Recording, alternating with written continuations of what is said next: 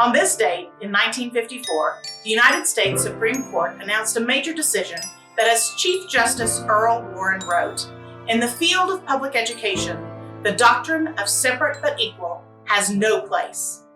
In the 65 years since Brown versus Board of Education, millions of students have been exposed to the truth that we are all created equal and that we are stronger together, not separate.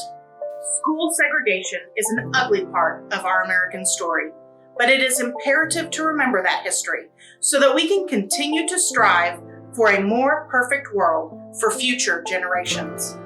It can be easy to ignore the past or pretend that we live in a post-racial world.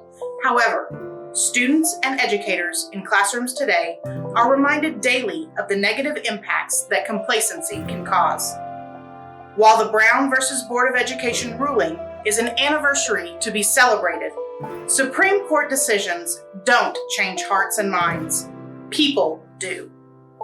School segregation was only a generation ago, and its virus continues to find new modern ways to spread its disease. A lie is often told that these are relics of history, bygones of a different time when everyone thought differently.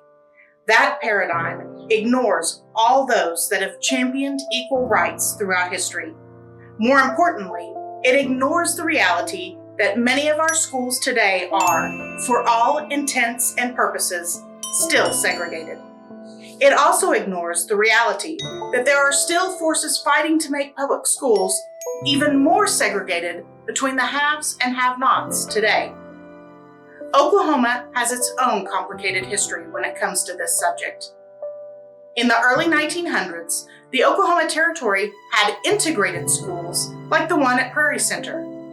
However, the state's very first Senate bill, Senate Bill 1, decreed segregation as the law of Oklahoma and was passed and signed in 1907.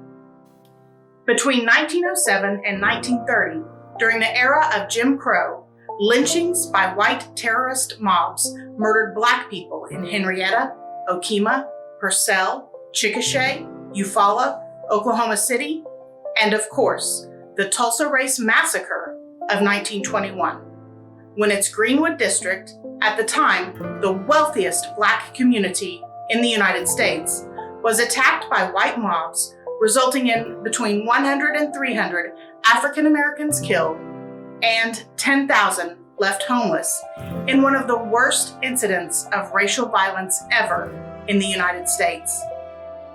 Ada Lois Sipule won her case against the University of Oklahoma in 1948 that allowed her to receive an education at the college's law school. In 1950, the Supreme Court ruled that the University of Oklahoma violated George McLaurin's 14th Amendment rights when they attempted to segregate him from his classmates on campus. An Oklahoma City teacher, Clara Looper, began the Oklahoma Sit-In movement 1 year after the Little Rock Nine in 1958. We have seen since the attempts to suppress this history, most notably with the Tulsa Race Massacre and its lack of inclusion in curriculum. But it happened all the same. There is no special elixir for this cancerous ideology. The cure lies within every human in every generation that uses their voice to speak out for a more equal and inclusive world. So, let's honor those heroes who have fought to advance a more equitable society by continuing to advocate for the betterment of all, not just a separate few.